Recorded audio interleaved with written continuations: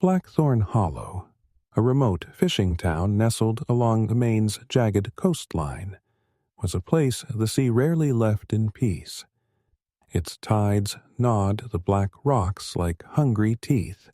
Its mist hung so low it buried the treetops in silent mourning, and its people, those grim-faced settlers, whose roots dug deeper than the gravestones in St. Pyre's cemetery, had long stopped expecting kindness from the land or the sky. The year was 1721, a time when whispers traveled faster than horses, and fear wore 100 faces. The hollow had survived famines, storms, and even a brief witch panic decades prior. But nothing could prepare it for what arrived with the fog on that bone-cold March morning. The arrival of Elias Grinwell, the man who would take the bell rope at St. Pyre's chapel and toll in death like a summons from below. Elias came not by cart or ship, but on foot. His silhouette barely discernible through the morning mist as he emerged from the marsh road in the garments too threadbare for the biting wind, carrying a small bundle and a brass bell clapper in his right hand, the only part of him polished, gleaming unnaturally against the dirt-caked leather of his boots and the grime that matted his ash-gray beard. No one knew who hired him. Father Murtaugh, the priest who oversaw St. Pyre's, claimed it had been the bishop's decree, but his eyes shifted uneasily whenever questioned, and his hands trembled whenever Elias passed. The bell itself, an iron-cast relic brought over from the old world, had remained silent for nearly 15 years since the last ringer fell to his death from the tower, crushed between gears like a lamb in a butcher's press. And the town, long grown used to marking time by tides and fish hauls rather than holy sounds, found itself suddenly wrenched back into ritual as Elias took up his post. His first toll came on the Sabbath, just as the morning mist began to retread, eat like a slow, reluctant tide. The sound echoed not with grace or solemnity, but with a sharp, metallic groan, like the scream of something ancient being forced to wake. The villagers paused mid-sermon as the sound rang across the cliffs, and the dogs howled as if the earth itself had flinched. When the bell fell silent, no one spoke for several minutes, and Father Murtaugh's voice quivered as he tried to resume the liturgy. The next morning, a fisherman named Caleb Rowe was found dead in his home, mouth agape, eyes bloodshot, clutching his chest with such force his fingernails had broken off into his own skin. The doctor, a reclusive Scotsman named Finch, diagnosed a sudden apoplexy, yet murmured to his assistant that the man's lungs were oddly shriveled, as if scorched from the inside. The town grieved, but death was no stranger in Blackthorn Hollow, and so life stumbled on. That is, until the following Sunday, when the bell rang once more, and another body was found, this time a young widow named Ruth Allensby, her lifeless form crumpled on her cottage floor, face frozen in a silent scream, with a trickle of blood seeping from one nostril, and a shadow on her skin as though a hand had gripped her throat, though no marks remained. Again, Dr. Finch muttered about anomalies, about signs of heat and pressure no disease could explain, and again the villagers shook their heads and muttered about grief, coincidence, and bad humors.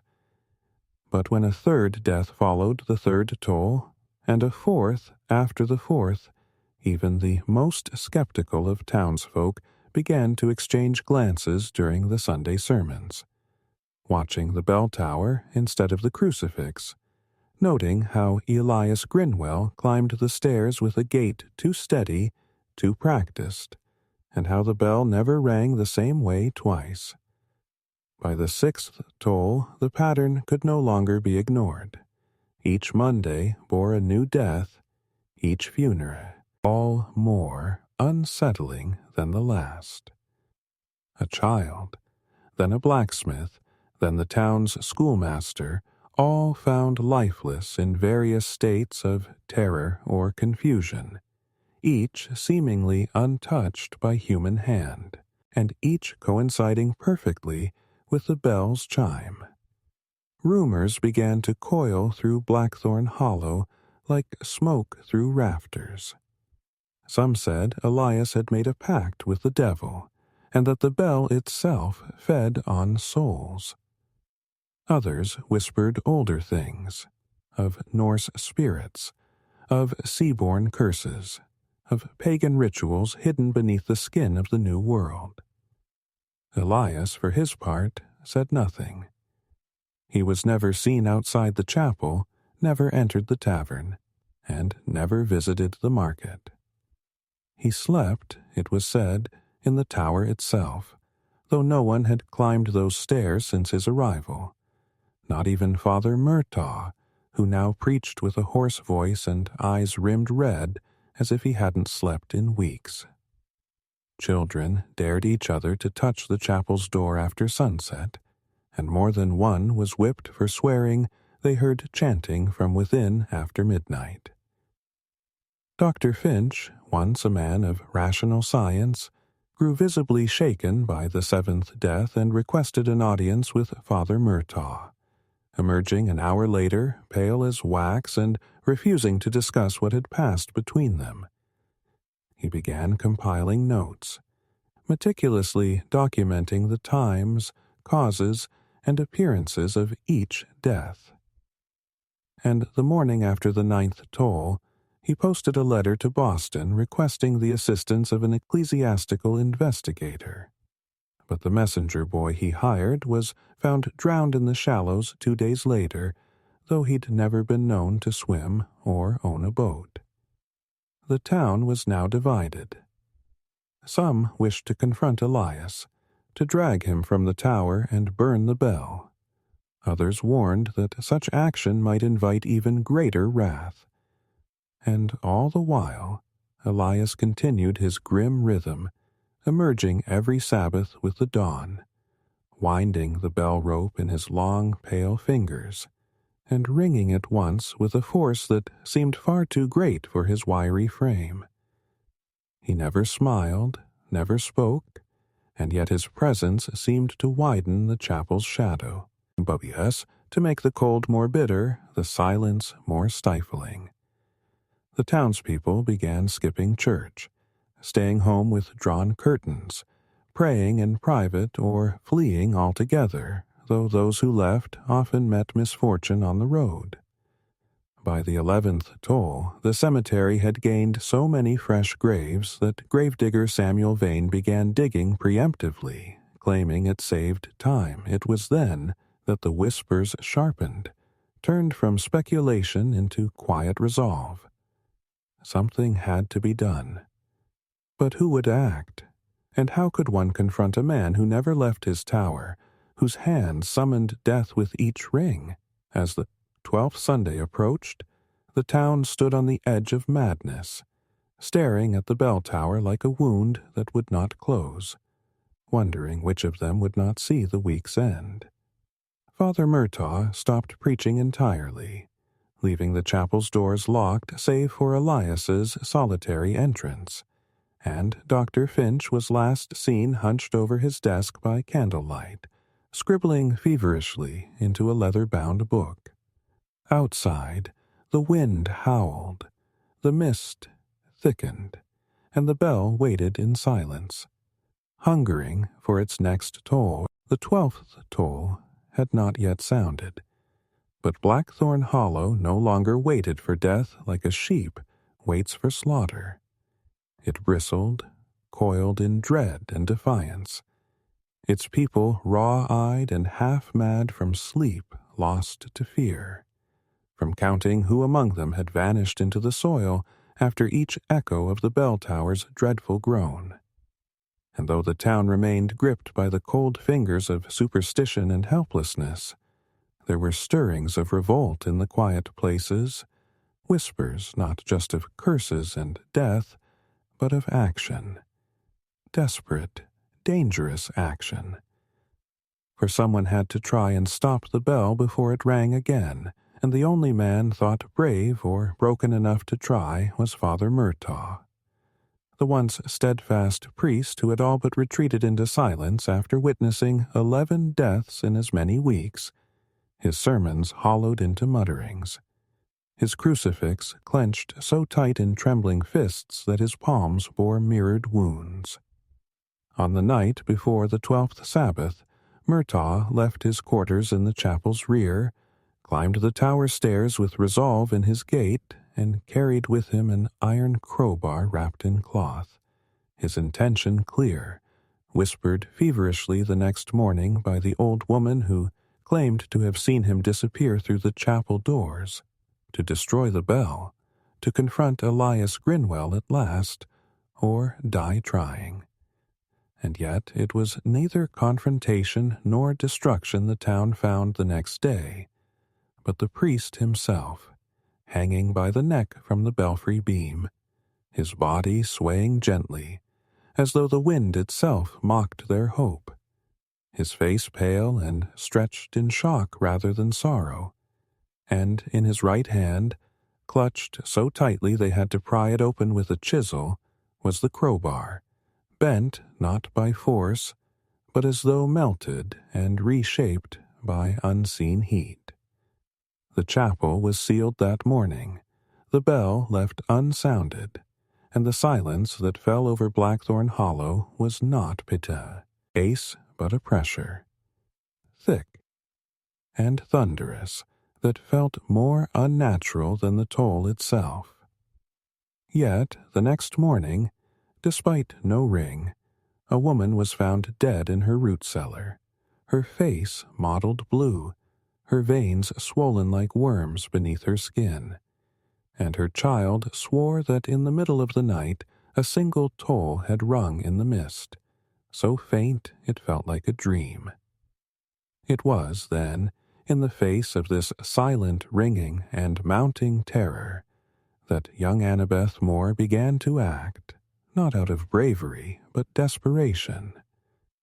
For her older brother Jacob had been the 10th victim, his body found slumped over his prayer bench, eyes scorched black and tongue bitten in half, and her mother, broken by grief, had stopped speaking altogether.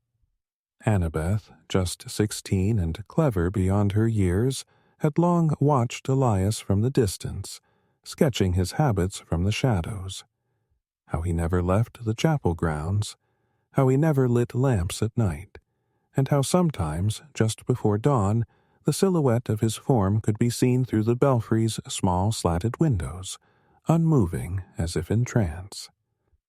She began to sneak out at night, moving through fog and thorn to watch from the graveyard hill, where a twisted willow stood like a sentinel over the dead, and it was there that she first witnessed the impossible. On the Wednesday following Father Murtaugh's death, Elias climbed to the tower under a moonless sky, and set down a small black book upon the window ledge, then lit a candle of sickly blue flame that did not flicker in the wind, and began writing slowly, deliberately, as though taking dictation from the air itself. She saw no quill in his hand, no ink, yet the book's pages turned on their own, one after another, and as he wrote, the candle's light seemed to crawl along the chapel's wooden eaves as if alive. She ran that night, stumbled home through briar and dew, and drew in charcoal the shape of the candle and disib, the symbols she'd glimpsed etched onto its sides. Sigils not of Christian scripture, but old markings, things she'd seen once in her grandfather's hidden drawer, things the old man had forbidden her to speak of when he'd still drawn breath. Annabeth began to track Elias's ritual. Every Wednesday night, without fail, He performed his eerie writing by candlelight, and every Sunday someone died. Though she dared not yet approach the chapel, she began to search through her grandfather's belongings, digging up pages of lore and warnings, discovering that some candles were made not of wax but of tallow rendered from the dead, and that certain books did not record thoughts but invited them. Her discovery unraveled something deeper. The deaths were not random. Though no pattern could be seen in age or class or gender, there was one constant. Each had attended St. Pyre's chapel once, long ago, on a Sunday in November of 1709, when a thunderstorm had cracked open the church roof mid-sermon, and a strange visitor had arrived soaking wet and pale, offering aid to the town's repairs in return for sanctuary. That visitor, Annabeth discovered, had vanished from records shortly after. But in the one surviving page of the church's donation ledger, the signature stood out. Elias G. The same name, the same hand. It couldn't be coincidence. That storm had been 12 years ago, and yet Elias hadn't aged a day. Annabeth began to believe that Elias hadn't come to toll the bell, but had become the bell's servant, or perhaps its master. The names in the black book, she feared, were not predictions but promises. She resolved to steal the book, to stop the cycle before the 13th toll, though every tale she found whispered that once the number 13 was reached, the toller would no longer need a bell, for death would toll through him directly. She planned her approach carefully, waiting until Saturday night when the wind howled loudest and the fog rolled thick over the chapel grounds. She crept beneath the stained glass windows, slipped past the long-dead priest's quarters, and entered the tower through a rear hatch she'd pried open days before. The tower's wooden steps groaned but did not betray her, and at the top she found the belfry room still lit with that pale blue flame, the candle burning on its own, the book laid open with fresh ink glistening despite no pen in sight. But Elias was not there. Only the bell, hanging massive and silent, and the rope dangling like a noose over a pit. Annabeth reached for the book, but the moment her fingers grazed its cover, a jolt like fire raced through her veins, and voices, not one but hundreds, screamed in her head, not in fear but rage, ancient and commanding, a language she didn't know but somehow understood. The 13th must witness. She staggered back, fell against the wooden wall, and there he stood. Elias behind her, eyes as black as coal dust, expression unreadable. "It's not your name yet," he whispered, voice dry as moth wings. "But it could be." Annabeth bolted, bookless but not hopeless, for what she had seen etched into the open pages were names yet to die, and she recognized one, her mother, the 13th. She ran home in tears, shaking her mother awake, begging her not to attend church the next day, swearing they'd leave, flee the town, run for the woods if they must. But her mother, vacant and grieving, could not hear the urgency, could not leave the house of God, even if it no longer belonged to God. Annabeth spent the rest of the night fashioning a plan, crude and wild. If she couldn't take the book, she would take the clapper, the source of the sound. She gathered tools, packed her grandfather's knife, and waited for dawn. And, as the town stirred with dread beneath heavy clouds and distant thunder, Annabeth knew the 12th toll would come, unless she reached the tower first. Yet when she returned, the chapel doors were already open, the candlelight glowing through the mist, and the bell, still hanging, was beginning to sway. She screamed for help, but the streets were empty, and only one thing greeted her as she reached the foot of the tower. The clapper, already removed, already slick with blood, resting on the chapel's threshold like an offering. And on the wall, written in a black script that smoked and curled as if freshly branded, were 3 words that chilled her to her core. "We need 13. She looked up, heart stopped, and saw Elias atop the tower, not ringing the bell, but standing arms wide, as if he were the bell itself. And in that moment, the sky cracked with lightning, the storm arrived, and the 13th toll sounded without rope or clapper, not heard with ears but with bone, and in every house of Blackthorn Hollow the windows shook with it. And though no death was yet reported, Annabeth knew the 13th toll had not claimed. It had chosen. Panic in Blackthorn Hollow had never felt so loud, so chaotic, so crawling in the marrow as it did in the days that followed the 13th toll.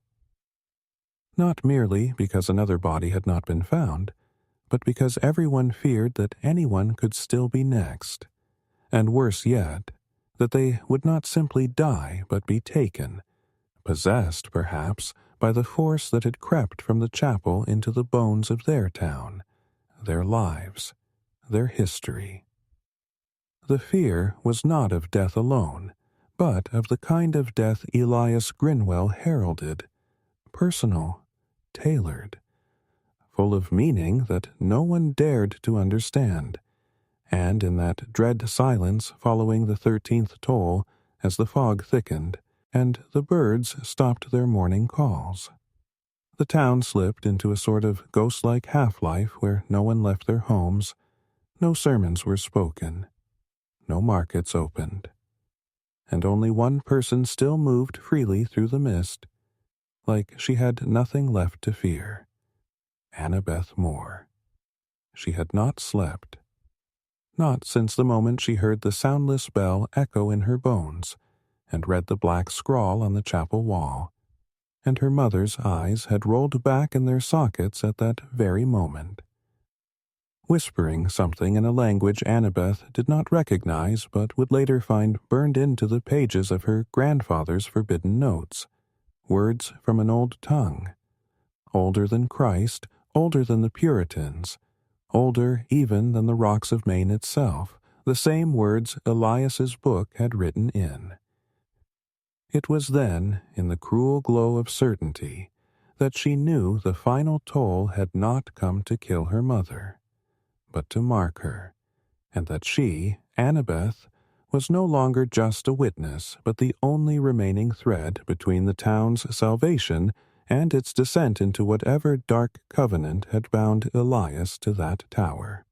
Armed with this, and the map of whispers and signs she had pieced together from years of watching shadows and reading dead men's notes, she set out on the eve of the next Sabbath to break the cycle, by stealing the black book and tearing its spine from reality. Her plan, if it could be called that, hinged on one brittle hope: that Elias could not ring the bell without the book, that whatever ritual bound his death echoes to the town needed the list of names written in his cursed scripture, and that if she could take it before he marked the 14th, or became it, she could sever the pact. She entered the chapel beneath the weight of full moonlight and silence, her breath shallow, her fingers trembling around her grandfather's rusted dagger and a pouch of salt, ash, and hawthorn bark protections cribbled in the margins of old almanacs and whispered by the dead drunkards of the hollows past. The chapel smelled like mold and copper, as if blood had soaked the walls decades ago and refused to fade. And the air shimmered near the tower steps with a heat that defied the cold outside, like she'd crossed some threshold into another reality, one ruled by old laws and ancient hungers. She crept up the stairs, and when she reached the belfry, Elias was not there, but the candle was, flickering blue as before, its light casting shadows that did not move as they should, and beside it, the book, open and humming with a sound that seemed to come from inside her skull. She stepped forward, the tower creaking with every inch, until her hand hovered over the cover, and then it opened on its own, pages fluttering backwards in a storm of wind that did not exist, and there, pressed into the yellowed paper, was her mother's name, crossed out in a thick line of dried black-red ink, and beneath it, Annabeth Moore. Written not in ink, but cut into the page as though clawed by a bone. She staggered, screamed, tried to slam the book shut, but it resisted her, and that's when the shadows around the candle lifted like curtains, and Elias appeared, not walking but forming, his eyes burning like coals, his voice gentle, regretful. "You cannot unwrite what was agreed, child," he said. "Only delay the ink." But Annabeth, shaking with fury, held out her grandfather's blade and hissed, "Then I'll burn the page instead." Elias smiled, and it was a sad, human smile, the first trace of humanity she had ever seen on his face. And then he said something that she would remember even in old age, even when no one believed her. "The bell doesn't ring because I live because it rings.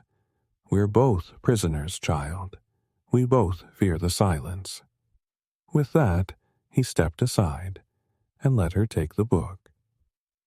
She clutched it to her chest and ran, not waiting to question the mercy, not trusting the sudden stillness in the air, for she knew the tower itself would not let the book go without a price. She burst into the graveyard, feet slamming muddy earth, and dashed to her grandfather's cottage, now abandoned, where she had laid a circle of warding days ago, a place sealed with scripture, salt, and fury. There, within the circle, she lit the fire, opened the book, and read aloud every name, every cursed passage, and then dropped the candle into its heart. The book screamed, not with paper, but with the voices of the dead. 12, then 13, then hundreds more, screaming not in agony, but in release, as if a dam had broken. But in the distance, the chapel bell rung, not with a hand, not with a clapper, but with will. And that toll was not one of mourning, it was of rage. The sky cracked, the earth split in small lines beneath her feet, and the chapel tower ignited in blue fire, flames that did not consume but revealed. And what they revealed was Elias, hovering above the steeple, arms wide, mouth open in a soundless howl, as the final chime burst not from the bell, but from him. The entire town heard it, felt it, remembered it. Doors flung open, shutters tore loose, and every living soul in Blackthorn Hollow fell to their knees, not from pain, but from pressure and dote, as though history itself were being rewritten around them. Then the flames died, the bell fell, the tower collapsed, and Elias, along with it, was no more, or so they believed. Days passed, then weeks. The deaths stopped. No 13th victim ever emerged. Annabeth's mother woke, memory intact but blank of the dark words. The church was declared sacred again. People returned. The fog lifted. But some things remained. The sound of a chime on foggy mornings, faint, distant, echoing across the sea cliffs. no bell visible, no source ever found. And Annabeth, now grown, still heard it sometimes in her bones, in dreams, in the Sioux den stillness before a storm, and though she never spoke of it again, she often walked to the chapel's ruins and stared at the grass-covered rubble where once the tower stood. On the anniversary of the final chime, a child claimed to see a man in gray standing where the bell once hung, holding a candle of blue flame and a book with no pages. No one believed her. No one wanted to. But the next morning, the town's clock tower, long disused, rang once, and when the villagers went to check, they found no rope, no clapper, and no explanation. Only a circle of ash, and in it, her name